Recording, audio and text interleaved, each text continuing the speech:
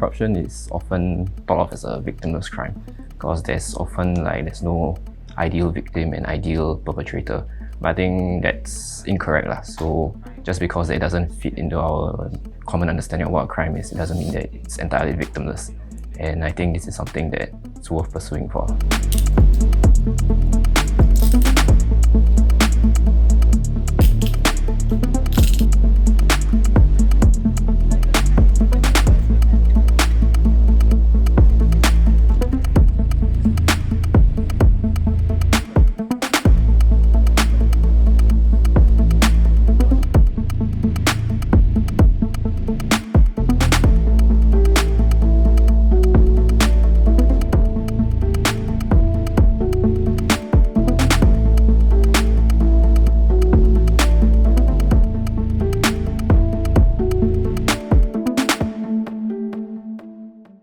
I was studying criminology at a university in Singapore for my bachelor's.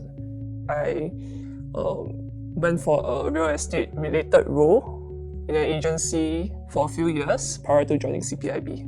I actually came across some corruption on the news, but I feel like this topic is not something that people usually focus on. My course of studies was in accounting and finance. After graduating, I was in a compliance role, reviewing audit reports in relation to government grant disbursements.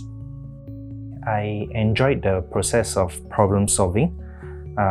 The complexity of corruption and white-collar crimes was something that drew me to this job. We will start out with complaints from the public or through CPIB's own intelligence gathering for proactive detection.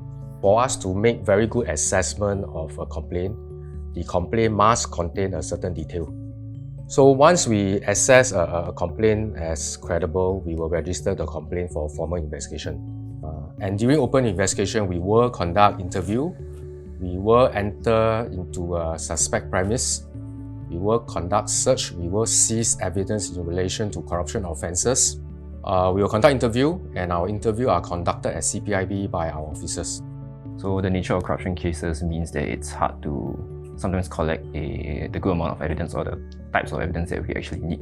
And a good case actually hinges on having the correct kind of evidence. Sometimes you're talking to members of public, sometimes you are actually talking to accused persons, and sometimes you're just spending a whole day just looking at what you've gathered so far. Sometimes it's gaining their trust that sometimes is a bit difficult, and knowing that when they potentially may admit to an offense, how do you treat them, how do you see them, because you are the first person that they are revealing their secrets to. So I think that's something that we have to be mindful and to approach them and treat them as a human being, and give them the respect that they are admitting and acknowledging what they are doing.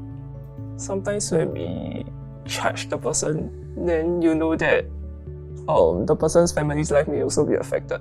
Because after all, we are all human beings. I think it's very important not to let emotions actually affect your job. I think you really need to focus on the facts and use the facts to actually solve the case rather than emotions. To do our job well here, you have to be a team player. There's no such thing as a super investigator here. You have to rely on others if you want to finish a case well here. And I think you also have to be able to think fast on your feet, because sometimes you just have to make quick decisions on the fly. Sometimes there are days where it ends quite late or even it starts quite early. But generally there's good work-life balance here, and it's really just about time management here. I think my family have been very supportive. My mom will prep breakfast for me every day. And if I go home late, sometimes there will be suppers or late night dinners. And my dad knows that I can't share too much details with him, so he won't ask also. But I know that when I need him, he's there for me.